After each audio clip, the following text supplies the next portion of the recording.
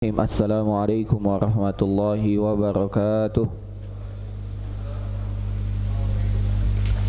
Alhamdulillahi hamdan katsiran tayyiban mubarakan fihi kama yuhibbuhu rabbuna wa yardah. Asyhadu an la ilaha illallah wahdahu la syarikalah wa asyhadu anna Muhammadan abduhu wa rasuluh. Qala Allah Ta'ala ya ayyuhalladzina amanu taqullaha haqqa tuqatih wa la tamutunna illa wa antum muslimun, amma ba'd.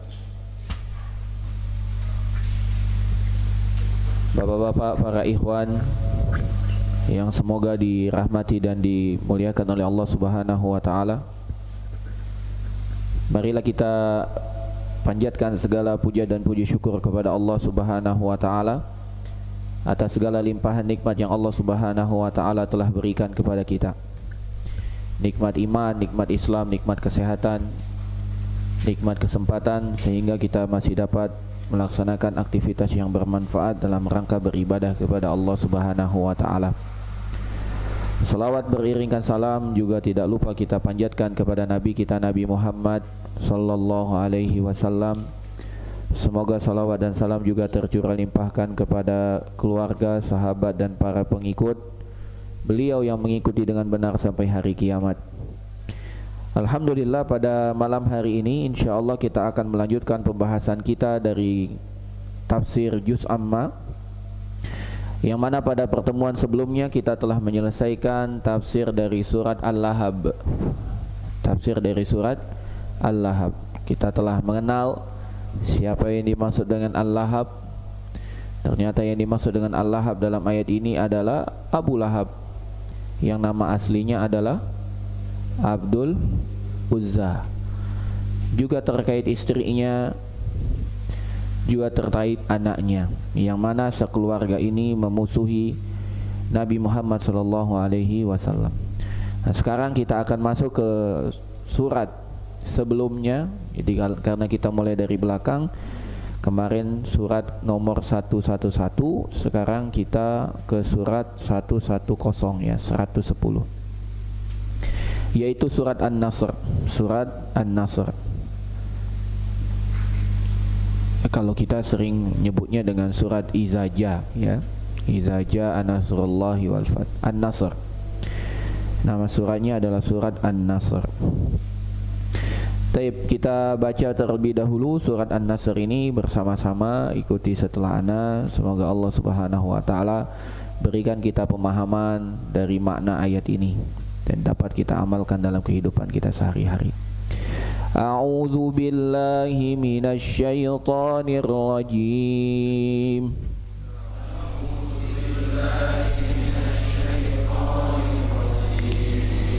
Bismillahirrahmanirrahim.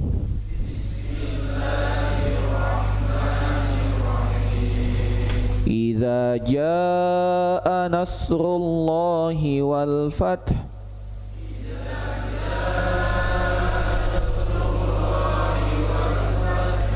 wa ra'aitan nasa yadkhuluna fi dinillahi afwaja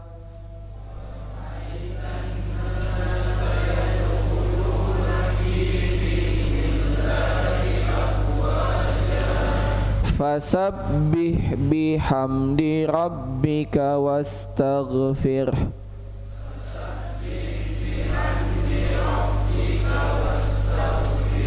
innahu kana tawwaba.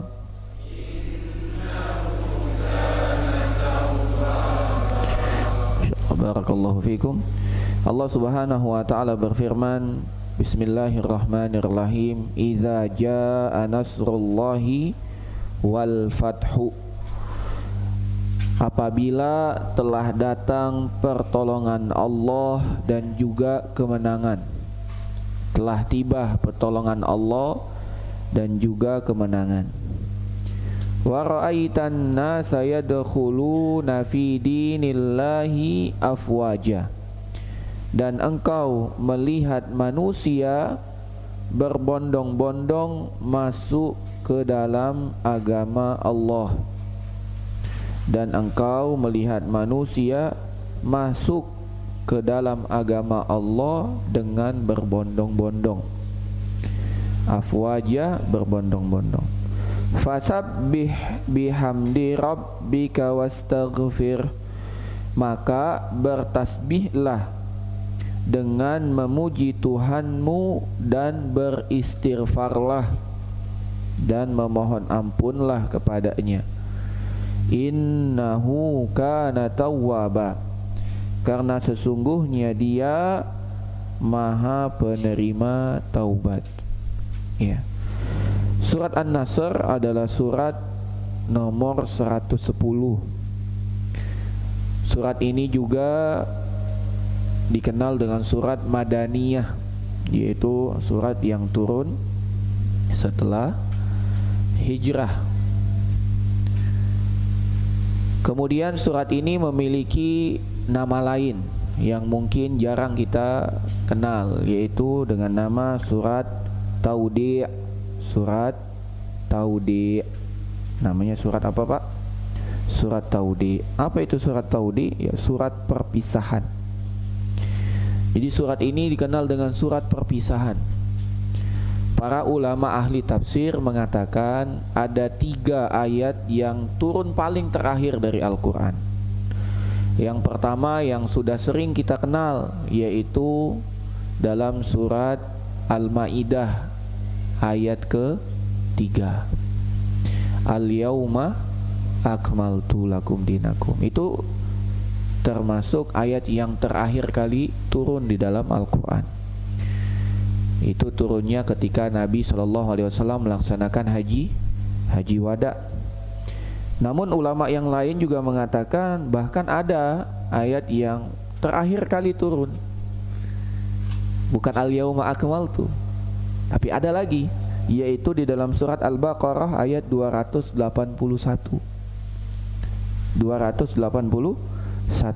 yang berbunyi wattaqu yawman turja'una fihi ilallah summa tuwaffa kullu nafsim ma kasabat wa hum la yuzlamun.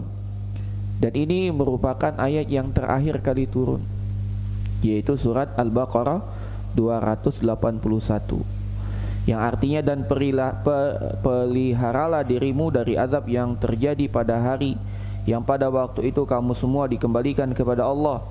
Kemudian masing-masing diri diberi balasan yang sempurna terhadap apa yang telah ia kerjakan, sementara mereka sedikit pun tidak dizolimi, tidak dianiaya. Jadi bagaimana menggabungkan? Katanya tadi al-yauma akmaltu, sekarang wattaqu yauman. Maka para ulama tafsir mengatakan ayat yang terakhir kali turun terkait hukum adalah al-yauma akmaltu. Habis itu sudah tidak ada lagi ayat yang berkaitan tentang hukum. Sudah sempurna, tidak ada lagi hukum tambahan. Sedangkan ayat yang ini benar-benar pamungkasnya. Wattaqu yauman turja'una fihi ilallah, ini betul-betul ayat pamungkas, yaitu Al-Baqarah ayat 281, ayat pamungkasnya. Namun ada satu lagi, ada 3 kan tadi. Yang terakhir adalah iza jaa nasrullahi wal fath. Nah, jadi ada 3 yang terakhir. Gimana terakhirnya? Barengan turun begitu? Kata para ulama tidak.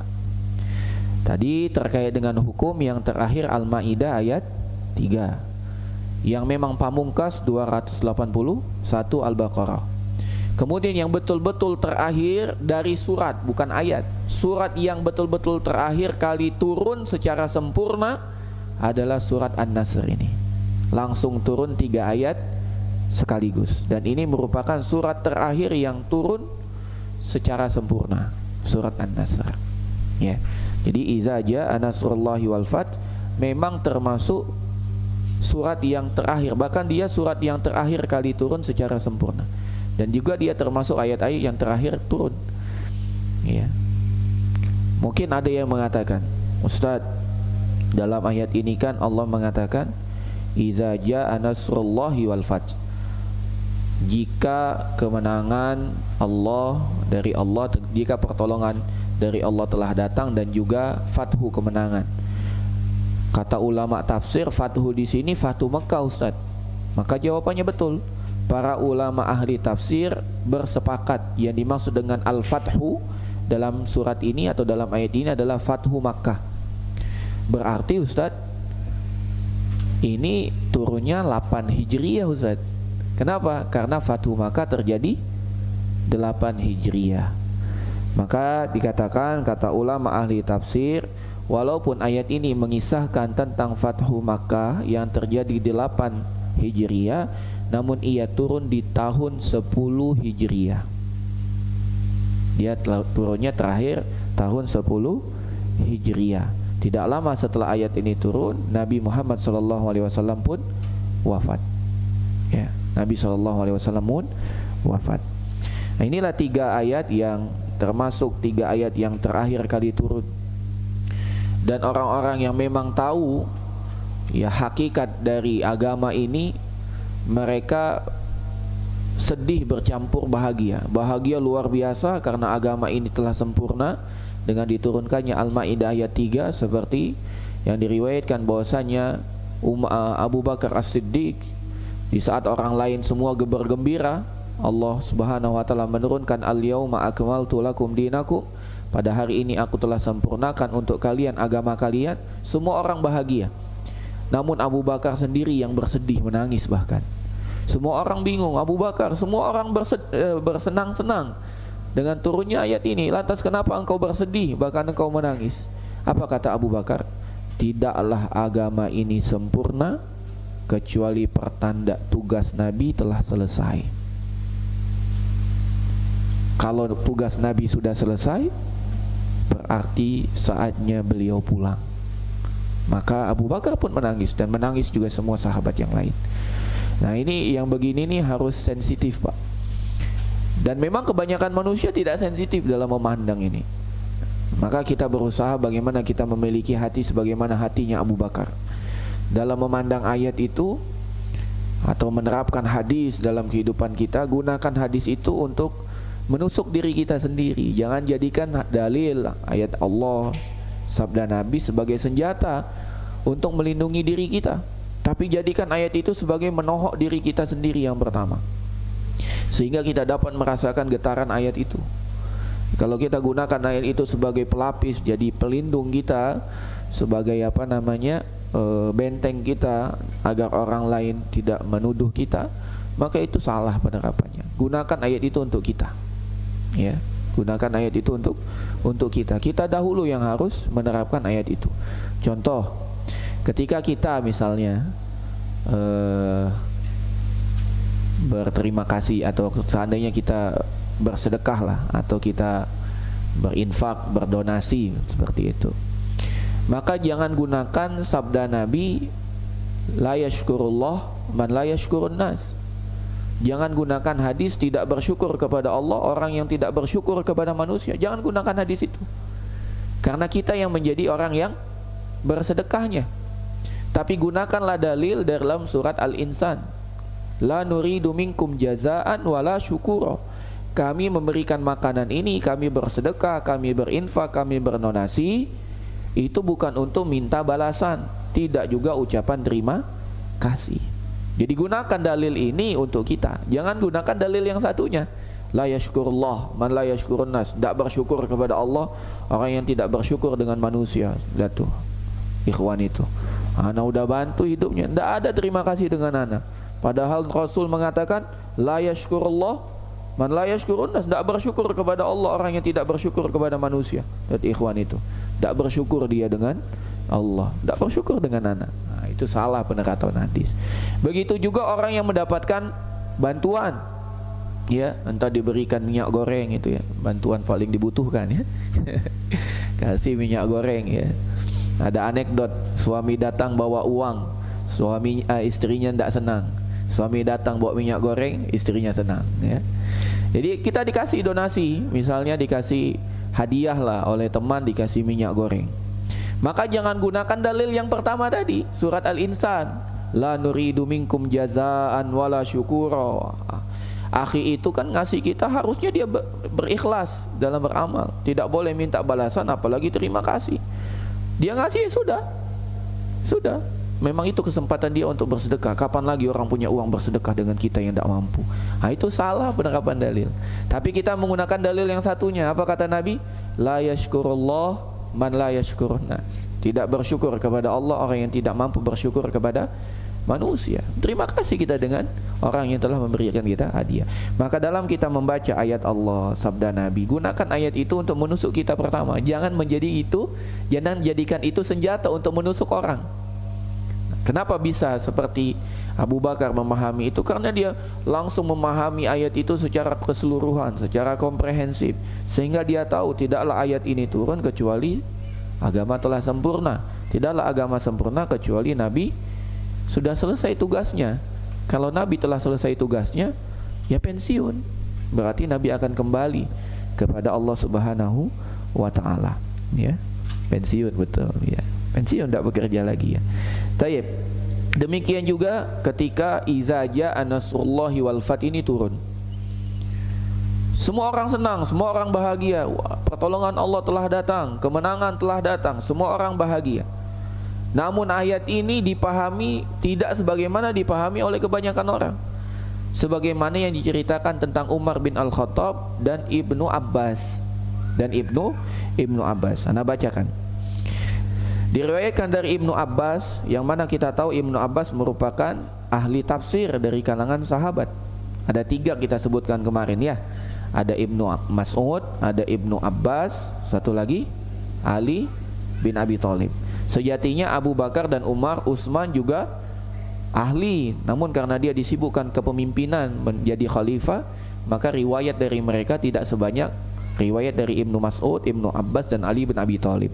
Karena Ali paling terakhir dia menjadi khalifah, maka bisa dia menjelaskan kepada sahabat yang lain atau kepada umat.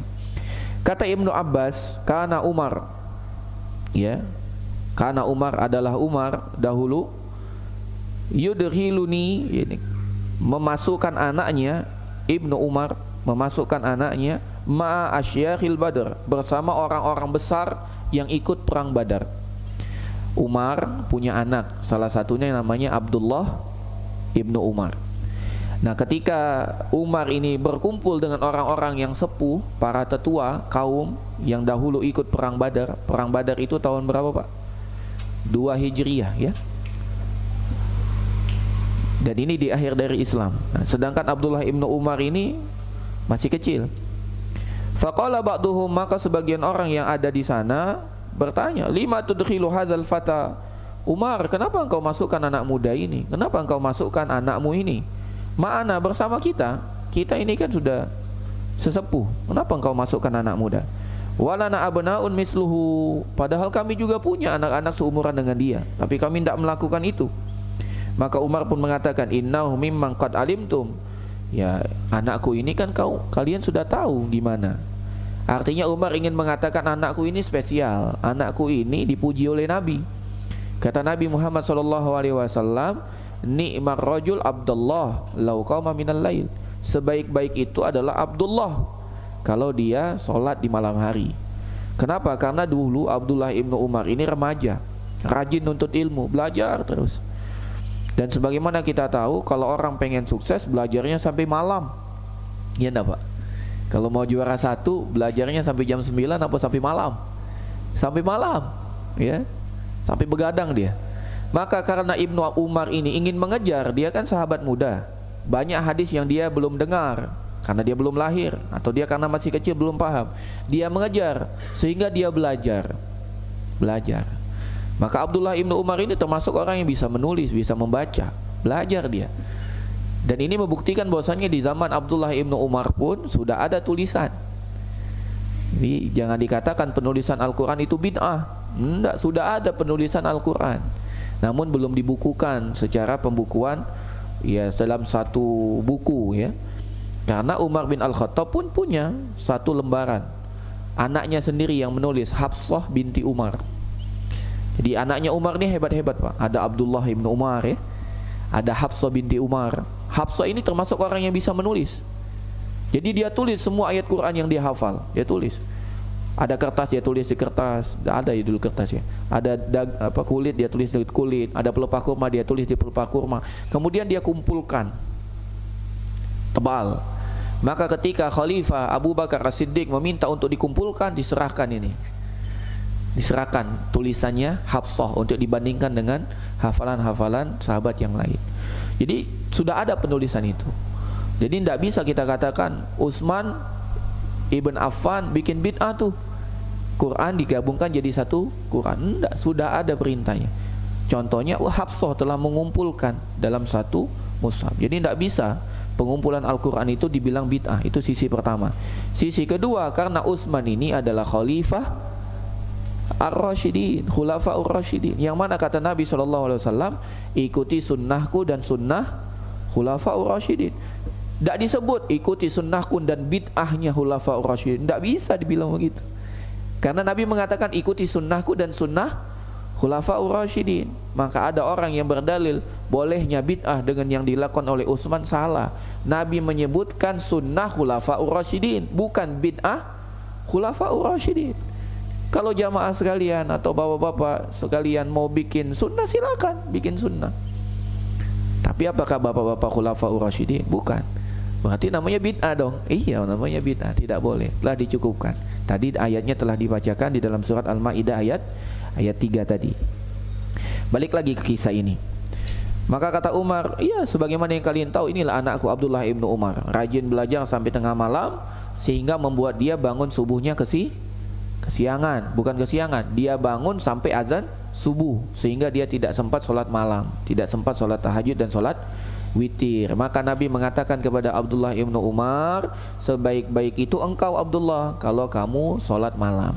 Maka sejak itu kata Abdullah ibnu Umar, aku atur waktuku belajar sehingga aku tidak pernah luput sholat malam. Artinya memang butuh pengaturan waktu, Pak. Butuh penjadwalan, butuh kita punya jadwal, kapan kerja, kapan belajar, kapan. Butuh, walaupun kita sudah tidak sekolah lagi, butuh kita mengatur kapan datang kajian, ya, kapan ziarah ke orang tua, ziarah kuburan, ziarah itu berkunjung maksudnya. Kapan kita berbakti ke orang tua datang, kapan kita kasih hadiah, kapan kita kasih nafkah, kan ada jadwalnya semua. Sebagian orang cukup dengan mengingat karena dia memiliki ingatan yang kuat. Sebagian tidak cukup, harus menulis. Maka bapak-bapak sekalian, ikhwan sekalian, kalau kita tidak mampu untuk mengingat semua, ditulis, dicatat. Nanti yang telah kita jadwalkan kalau sudah kita centang, ya. Itulah yang dikenal dengan manajemen checklist, ya. Kita checklist apa yang telah kita lakukan tersebut. Fada'ahum zata yaumin, maka suatu hari Umar bin Al-Khattab memanggil orang-orang itu. Wada'ani, dan juga Umar memanggilku, kata anaknya Abdullah ibnu Umar, ma'ahum, bersama mereka. Dan tidaklah Umar memanggilku bersama orang-orang yang besar ini kecuali ingin memberitahu mereka posisiku, bahwasanya Abdullah ibnu Umar ini bukan anak kecil sembarangan, bukan pemuda sembarangan. Ini pemuda yang insya Allah akan menjadi alim ulama di kalangan sahabat. Dan kisah yang ini, Pak, Abdullah ibnu Umar ini luar biasa.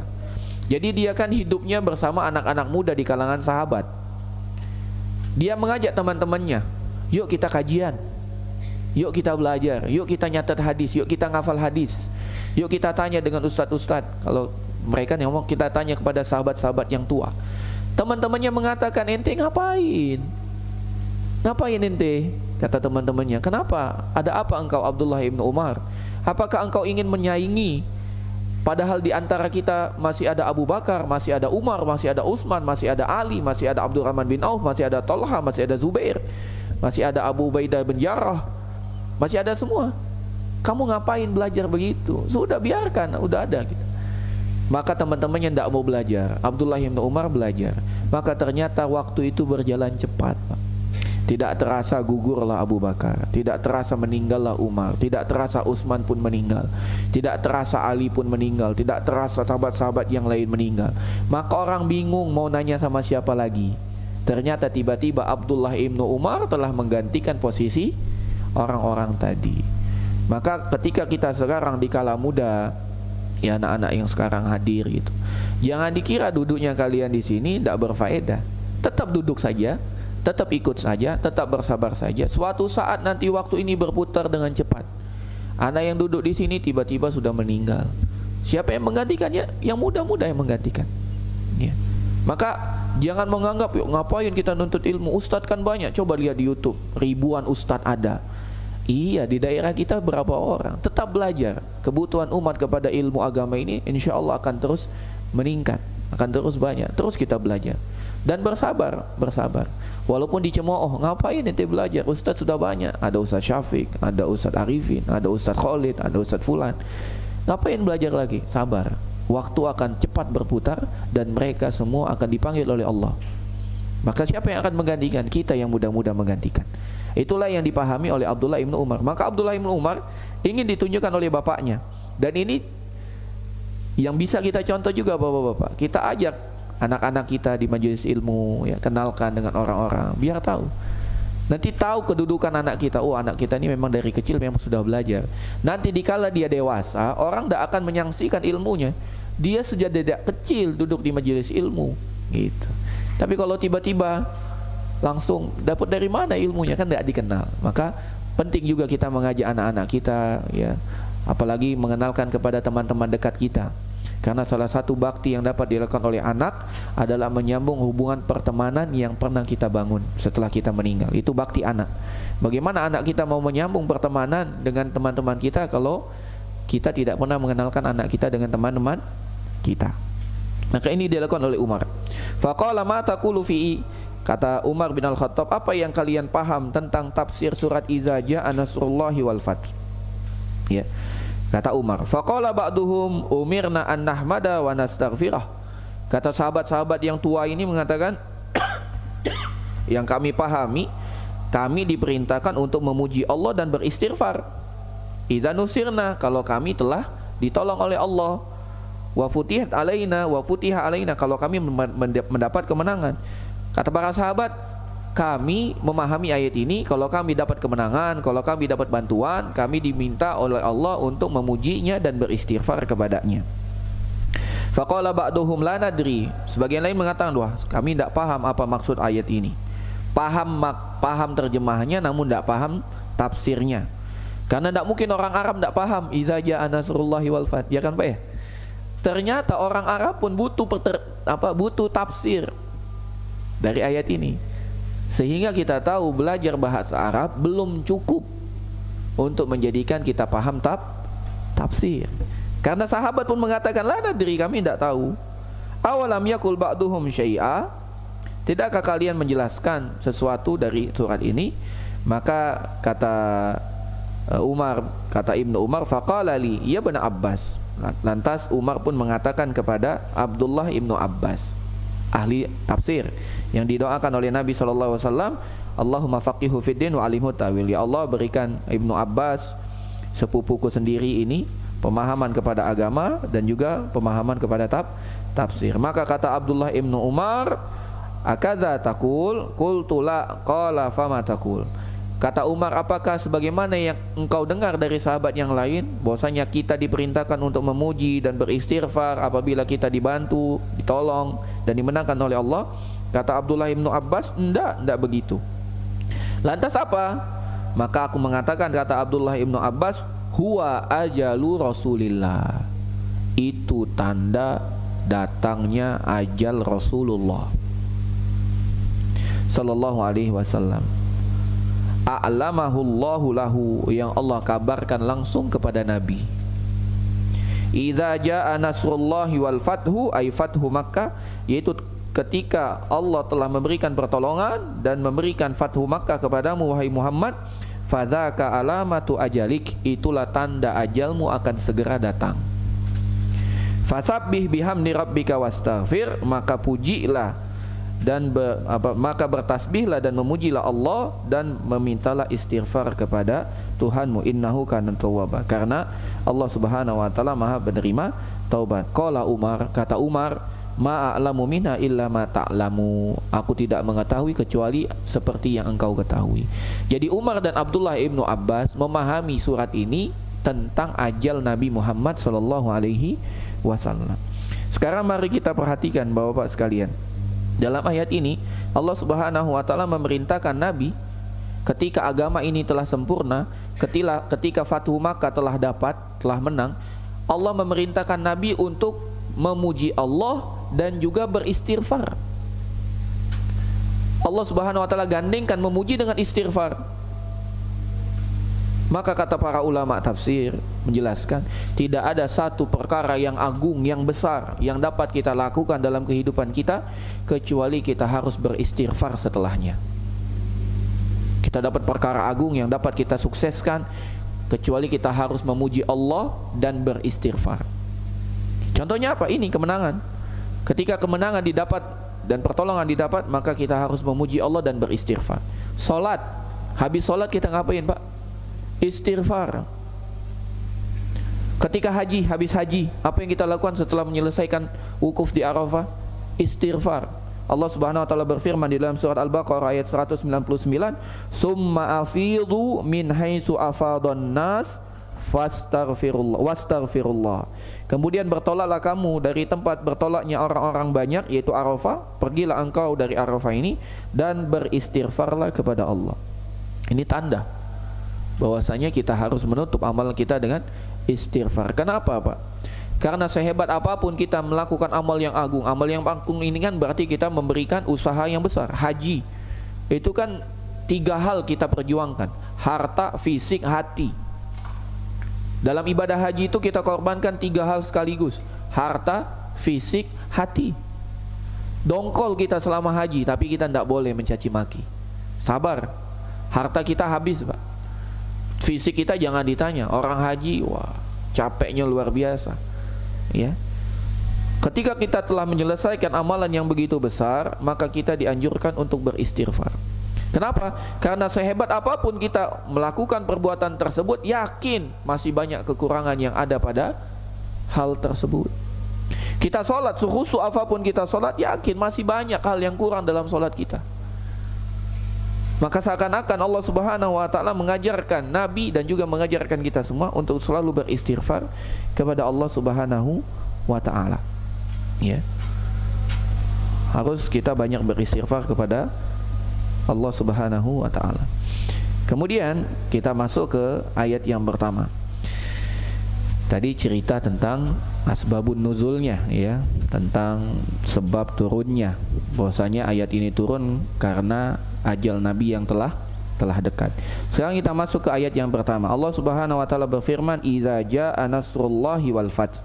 Apabila telah datang pertolongan Allah dan kemenangan. Pertolongan yang dimaksud di sini adalah pertolongan Allah Subhanahu wa taala kepada Nabi atas kaum Quraisy. Nabi kan selama ini dimusuhi, Pak. 13 tahun di kota Mekah dimusuhi kan. Akhirnya Nabi SAW dan para sahabat harus pergi. Ada sahabat 2 kali hijrah ke Habasyah. Kemudian akhirnya hijrah yang paling besar yang dilakukan dari kota Mekah ke kota Madinah. Semuanya pindah semua. Sampai Nabi SAW pun hijrah bersama Abu Bakar, disusul oleh Ali bin Abi Thalib. Jadi yang terakhir kali hijrah di fase itu Ali bin Abi Thalib. Setelah dia menyelesaikan titipan yang dititip oleh orang Quraisy, selesai, dia baru menyusul Nabi untuk hijrah ke kota Madinah. Nah, atas kesabaran tersebut Allah tolong. Dengan apa? Pertama, Allah Subhanahu wa taala menangkan Nabi SAW berhadapan dengan orang Quraisy untuk kali pertama perang. Pertama kali perang itu perang apa? Perang Badar. Padahal Nabi tidak siap berperang. Nabi hanya ingin menghadang kabilah dagang yang dibawa oleh Abu Sufyan. Tapi ternyata Abu Sufyan mendapat bocoran bahwasanya Muhammad telah bersiap-siap membawa 300 pasukan untuk menghadang dia. Akhirnya Abu Sufyan mengambil jalan yang lain, tidak lewat jalan yang dihadang, ya, di Badar itu, tidak di sana. Abu Sufyan mengirim utusan dengan kuda yang cepat sampai ke kota Makkah bahwasanya Muhammad akan menyerang kami. Maka orang Mekah pun makin beringas menyiapkan pasukan yang paling hebat yang dia punya. Sambil bernyanyi-nyanyi dia katakan, sudah tidak ada lagi setelah ini Muhammad dan para pasukannya, artinya. Karena mereka yakin menang. Pesta-pesta dia, makan-makan, dia menyembelih unta dan lain sebagainya. Akhirnya bertemulah peperangan. Sebelum peperangan terjadi, Nabi SAW berdoa dengan penuh kekhusyuan, mengangkat tangannya tinggi-tinggi sampai selendang beliau jatuh. Kemudian Nabi SAW berdoa, Allahumma intuhlak hazihil isabah lam tu'bad ba'dal yaum. Ya Allah, kalau engkau tak tolong kami sekali ini, Kalau engkau tak tolong kami, kau menangkan kami, sudah tidak ada lagi yang dapat beribadah kepadamu di muka bumi ini. Kamilah orang terakhir yang beribadah kepadamu di muka bumi ini. Selain kami semuanya orang kafir. Kata Nabi SAW, intuhlak hazili sobalam tu'bad badal yawm. Kalau kami kalah, sudah tidak ada lagi yang menyembahmu ya Allah. Maka akhirnya Abu Bakar As-Siddiq melihat Nabi. Sahabat yang lain disuruh tidur, Pak. Nabi tidak tidur, berdoa memohon. Inilah sosok pemimpin. Pertama kali bangun, terakhir kali dia tidur. Ya. Pertama kali memberikan orang makan, terakhir kali dia nyicip makanan. Begitulah. Itu namanya pemimpin. Ya. Bukan bos. Kalau bos, ya, pertama kali senang, terakhir kali dia menderita. Pemimpin yang kita butuhkan. Ya. Yang berjuang bersama. Dia yang paling depan. Dia yang paling depan. Maka akhirnya Abu Bakar datang memberikan kembali selendang Nabi Muhammad SAW, dan kemudian Abu Bakar mengatakan, insyaallah ya Nabi, kita akan dimenangkan oleh Allah Subhanahu Wa Taala. Akhirnya terjadilah peperangan. Apa yang terjadi setelah terjadi peperangan? Ternyata orang-orang Quraisy kalah telak.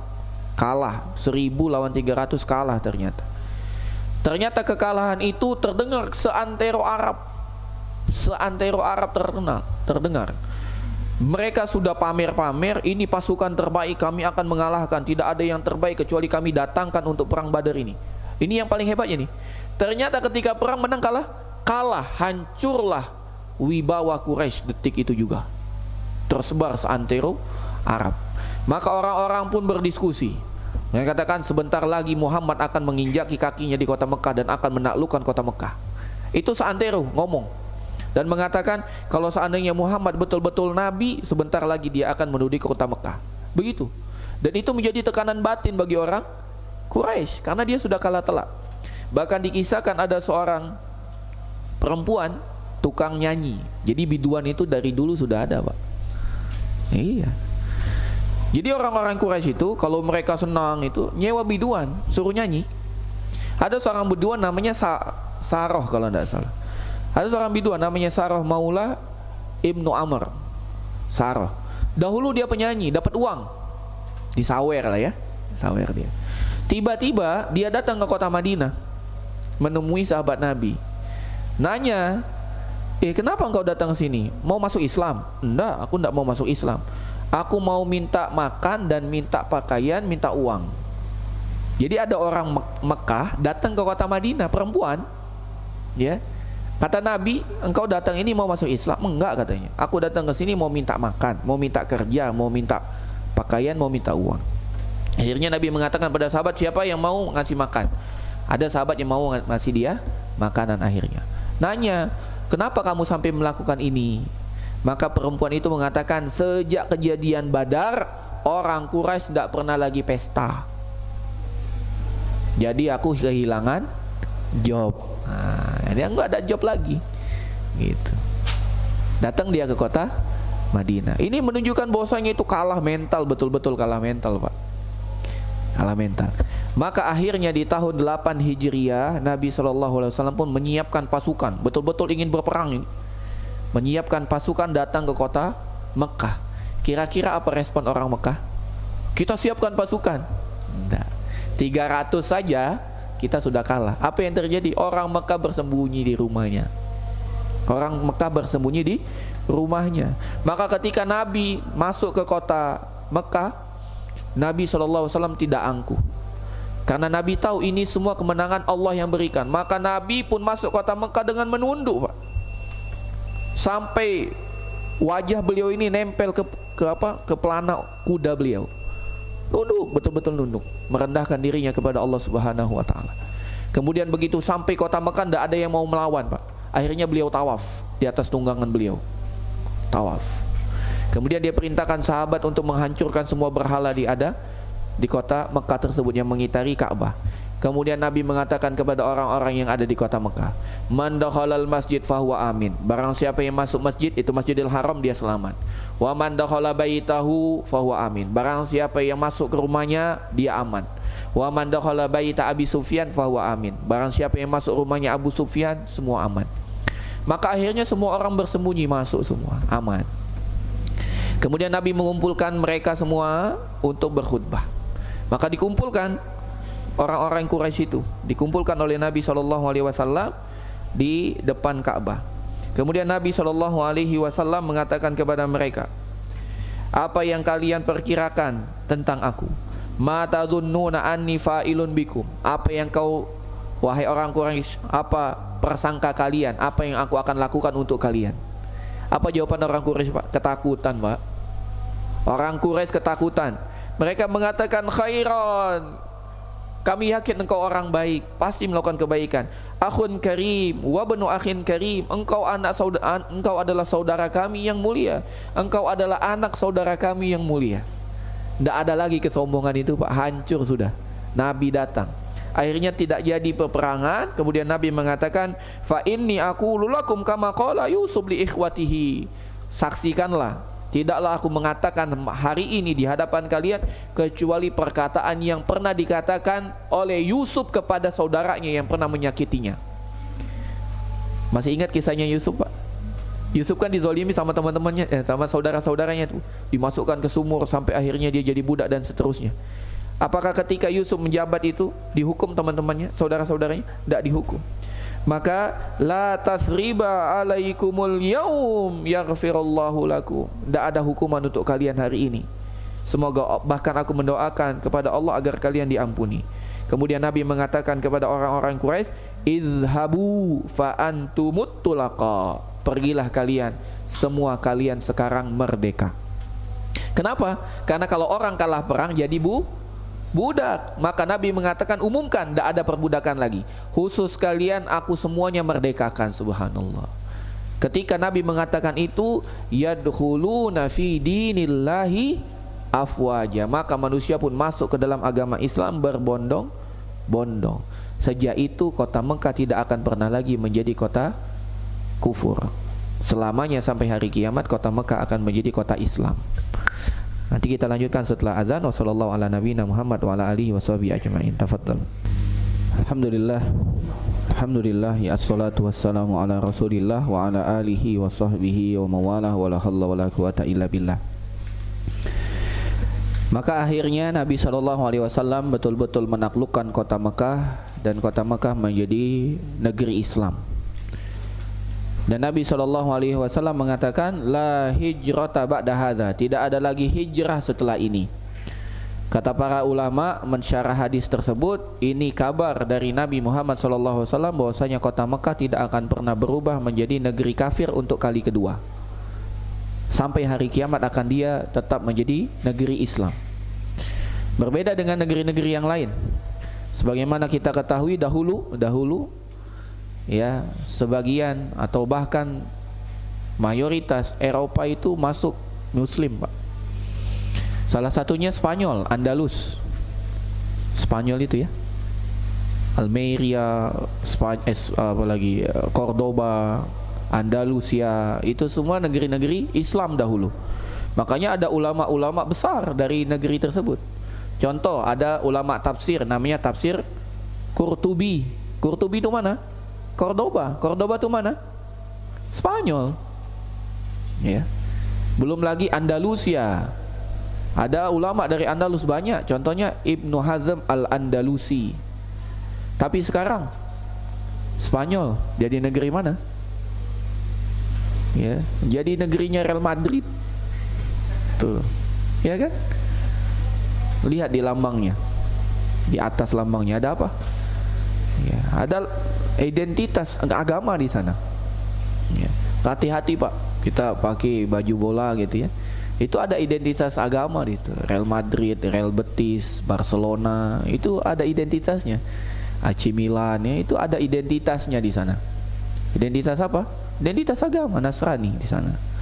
Ya. Beda dengan kota Mekah. Sekali sudah menjadi ditaklukkan oleh Nabi, selamanya tidak akan pernah berubah menjadi negeri kafir lagi. Di Andalus itu banyak sekali masjid berubah fungsi menjadi gereja. Contoh saja di Turki, Masjid Biru. Siapa yang pernah ke Masjid Biru? Itu kan dulunya gereja, jadi masjid, jadi gereja lagi, sekarang masjid lagi. Ganti-ganti.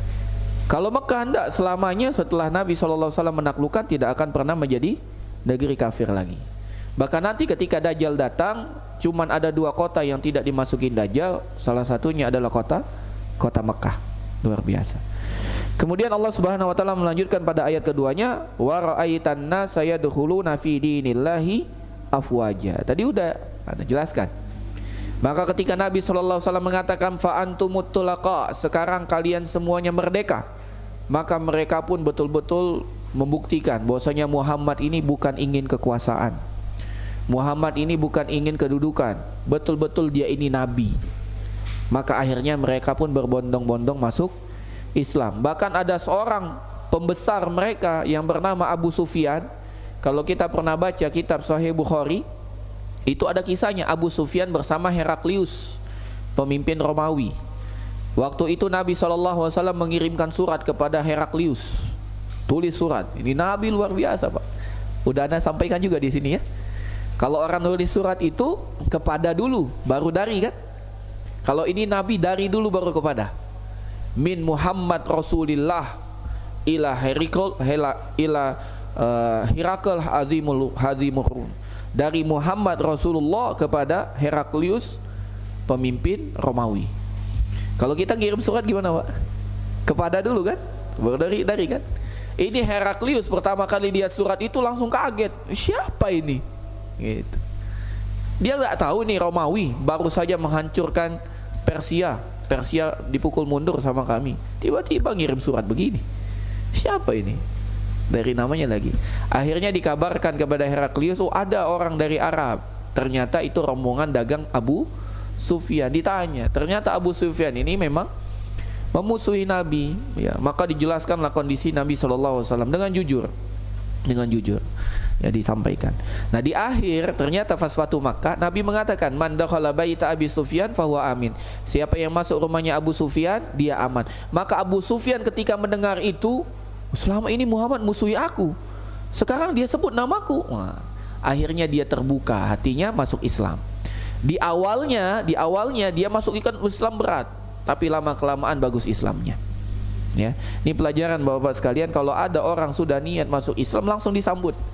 Jangan pending. Kita belum lapor KUA. Udah syahadat dulu, lapor KUA nanti. Itu kan seremoni biasa. Dapat akte ganti agama itu kan seremoni. Yang paling penting kan dia syahadat la ilaha illallah Muhammad Rasulullah. Jangan dipending, Pak. Tapi anak bukan ustadz, enggak apa-apa, antum kan bisa syahadat. Daripada antum tunda nyari ustadz dulu, antum bawa dia bermotor, kecelakaan, meninggal, mau gimana?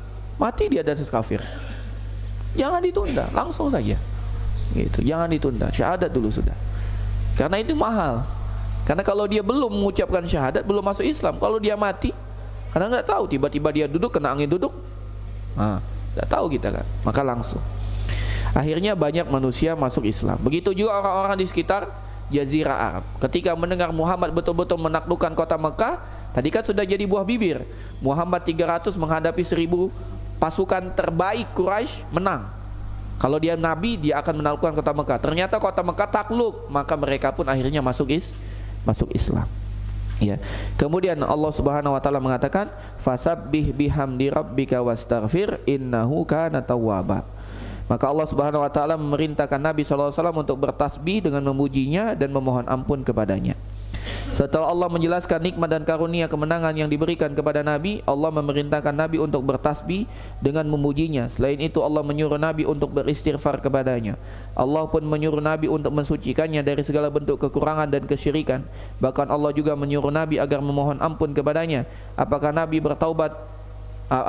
berbuat kesalahan selama berdakwah 23 tahun, 13 tahun di Mekah, 10 tahun di Madinah, sehingga beliau diperintahkan untuk beristighfar?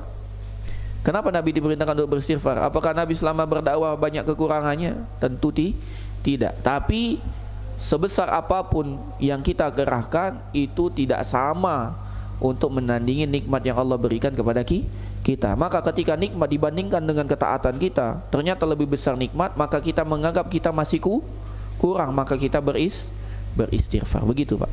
Ya, maka Nabi SAW pun beristighfar. Ya, maka kata Aisyah Ummul Mukminin, istri beliau sendiri, kata Aisyah Ummul Mukminin, tidaklah setelah ayat ini turun Nabi SAW memperbanyak bertasbih dan bertaubat kepada Allah, beristighfar. Kata Aisyah Ummul Mukminin, karena Rasulullah SAW yuksiru an yakula fi ruku'ihi wa sujudihi. Dahulu Nabi setelah ayat ini turun memperbanyak saat sujud dan ruku, beliau memperbanyak ucapan subhanakallahumma rabbana wa bihamdika Allahumma ighfirli. Dan ini salah satu zikir kalau kita ruku. Subhanakallahumma rabbana wa bihamdika Allahumma firli, subhanakallahumma rabbana wa bihamdika Allahumma firli. Nabi memperbanyak ucapan ini saat ruku, saat sujud. Nabi memperbanyak tasbih, tahmid dan istighfar. Subhanakallahumma rabbana wa bihamdika Allahumma firli. Ya. Demikian juga kata Aisyah Ummul Mukminin, ma ra'aitun nabiyya sallallahu alaihi wasallam munzu nazalah alaihi idza jaa nasrullahi wal fath yusalli salatan illa da'a. Tidaklah aku melihat Nabi salat setelah turunnya ayat idza jaa nasrullahi wal fath, kecuali beliau berzikir mengucapkan subhanaka rabbi wa bihamdika Allahumma ighfirli. Subhanaka rabbi wa bihamdika Allahumma ighfirli. Jadi ada dua, subhanaka rabbi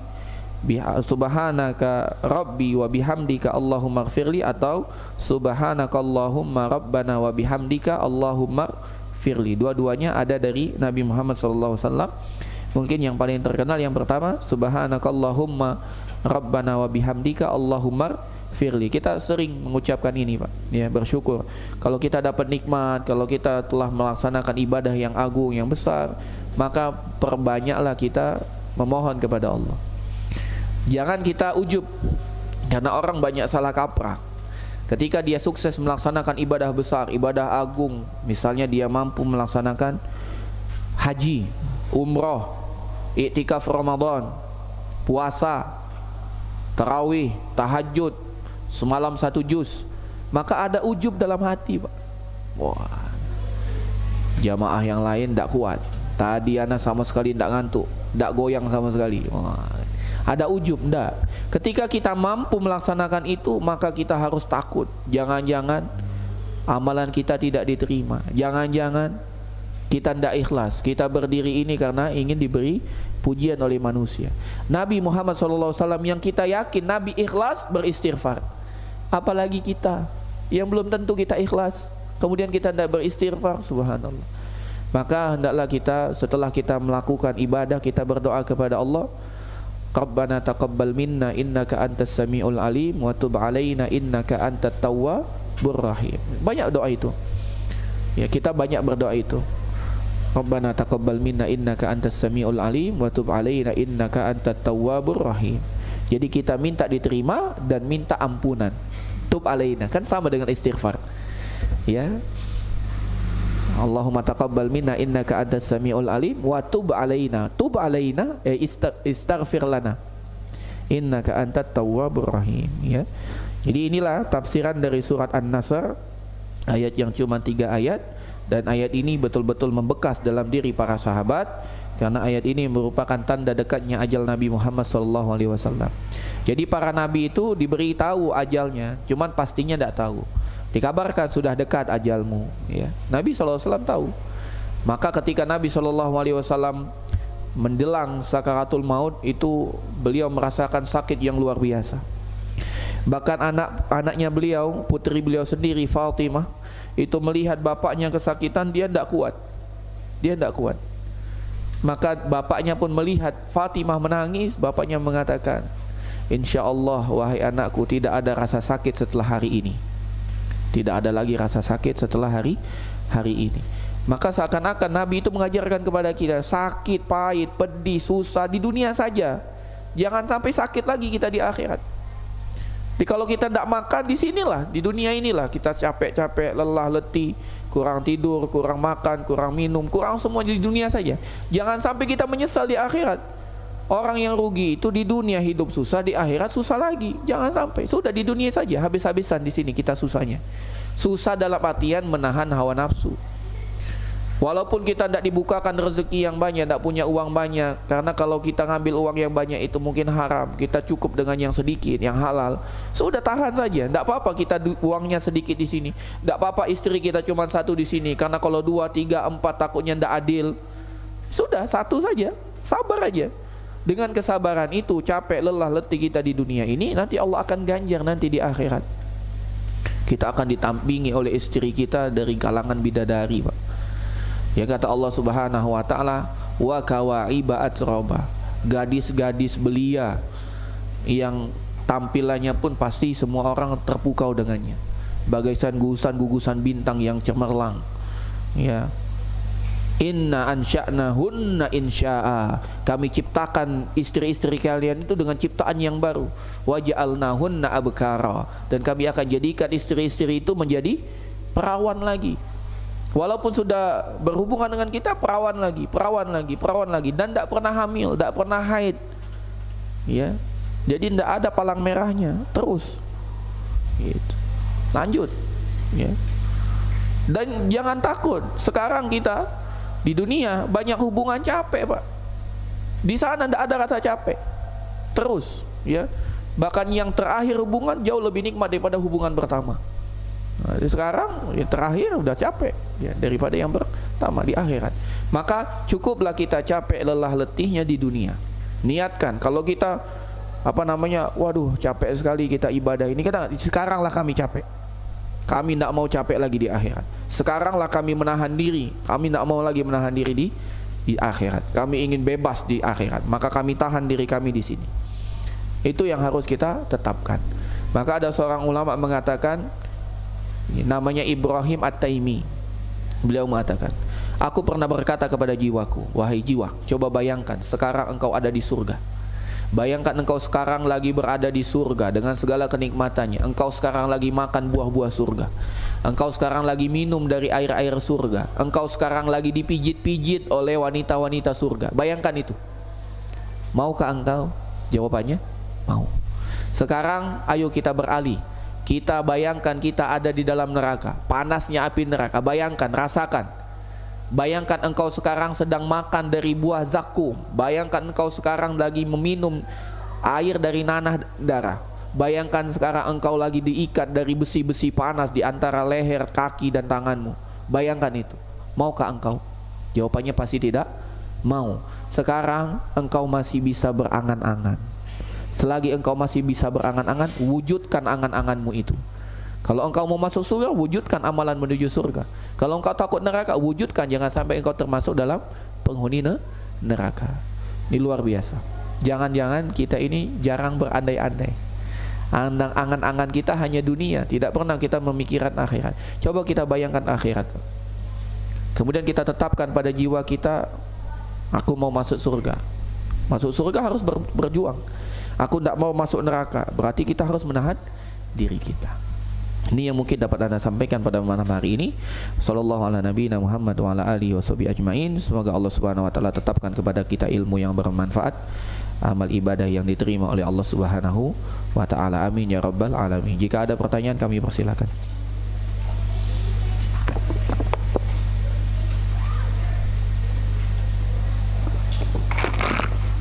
Ada? Fadol, antum mau nanya? Ada? Ya antum dah. Tapi kalau ndak ada kita cukupkan. Ana juga ndak bawa hadiah, lupa terus ya. Kalau ada ana yang tanya. Tapi ini dulu yang dapat kita sampaikan. Kita tutup dengan doa kafaratul majlis. Subhanakallahumma wa bihamdika asyhadu an la ilaha illa anta astaghfiruka wa atubu ilaik. Assalamualaikum warahmatullahi wabarakatuh.